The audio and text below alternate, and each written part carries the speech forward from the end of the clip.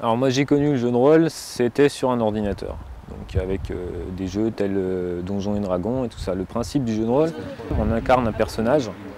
C'est-à-dire qu'on fait un personnage qui va résoudre des énigmes, faire des quêtes et tout ça. La différence, c'est que ce qui est limitatif dans un jeu vidéo, c'est qu'on est limité par les données du programme. Alors dans un jeu de rôle papier, on a déjà beaucoup plus de liberté puisqu'on peut décrire toutes les actions possibles qu'on puisse imaginer.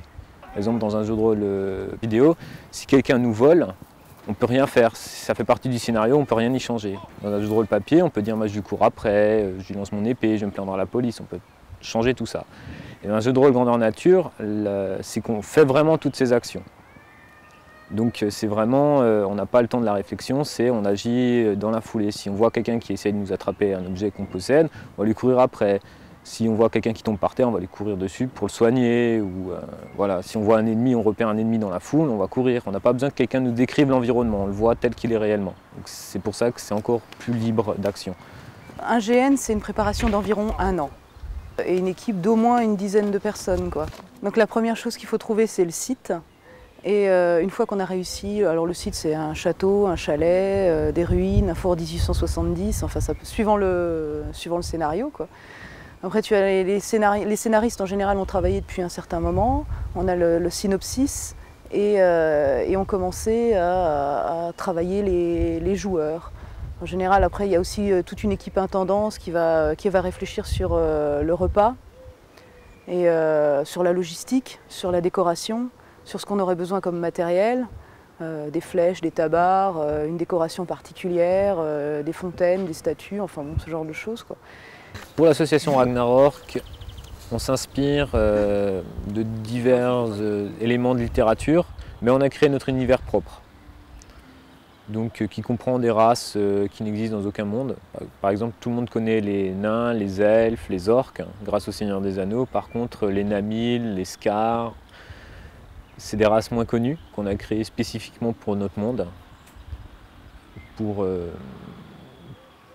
diversifier un peu les choses, pour pas que les gens s'habituent à faire toujours le même type de personnage, on aime bien. Certaines associations prennent des mondes où il n'y a que des humains, et d'autres se basent sur des univers très connus comme Tolkien ou des choses comme ça. C'est un milieu de passionnés et il faut avoir une espèce de connexion, si tu veux, ne serait-ce que par le jeu sur table, ou aimer les univers plus ou moins médiévaux, parce que bon après ça dépend, il y a aussi des GN dans d'autres univers, mais c'est quand même très médiéval fantastique. On ne voulait pas que les gens nous considèrent comme des fous qui s'amusent dans leur coin, voire comme une secte, comme ça a pu être le cas à une époque. Et on voulait faire changer cette image, et donc on a créé l'association dans le but de promouvoir le GN. Donc pour ça, on organise des GN, bien sûr. Et après, pour avoir plus de public, on fait des conventions, mais pas que de GN, il y a des jeux de rôle sur table, des jeux de cartes, des jeux de plateau. Une convention, c'est du jeu, c'est vraiment pour s'amuser. On fait le festival de Kaisersberg avec l'office de tourisme pour promouvoir le GN et la vallée de Kaisersberg. Et on fait différentes animations en fonction des demandes de certaines autres associations, ou de comités de fête, des choses comme ça.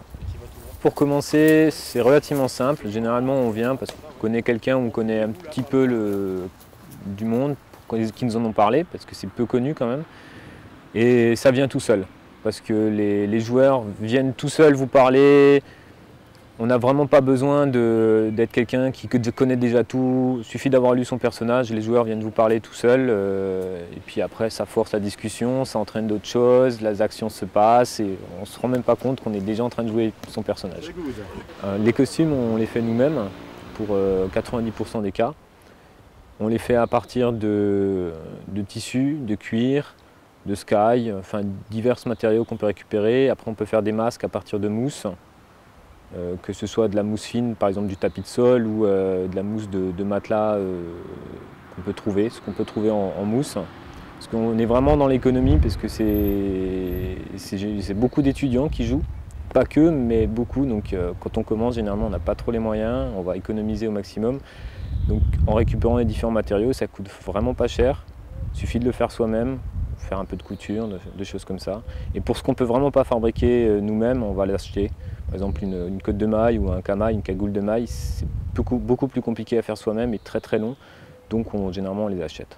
Alors les armes, au début, sont généralement achetées. parce que on va pas dire que c'est pas très compliqué à faire, mais il faut connaître la technique. Donc au début, ils sont généralement achetés quand on commence, et après on se lance dans la fabrication des armes personnalisées, parce que ça permet beaucoup plus de liberté, de modèles différents. Donc on utilise une arme en fibre de verre ou en fibre composite pour la rigidifier un peu, mais sans que ce soit cassant. Et autour, on met de la plastazote. C'est une mousse assez dense avec une mémoire de forme. Mais bon, pour commencer, on peut faire des armes avec du tapis de sol. C'est à peu près la même épaisseur, mais c'est moins facile à travailler que la plastazote.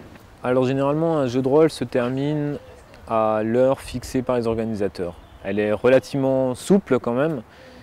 Généralement, c'est à un moment précis, quand un événement se passe, ou quand tous les événements possibles se sont passés, les organisateurs décident d'arrêter le jeu.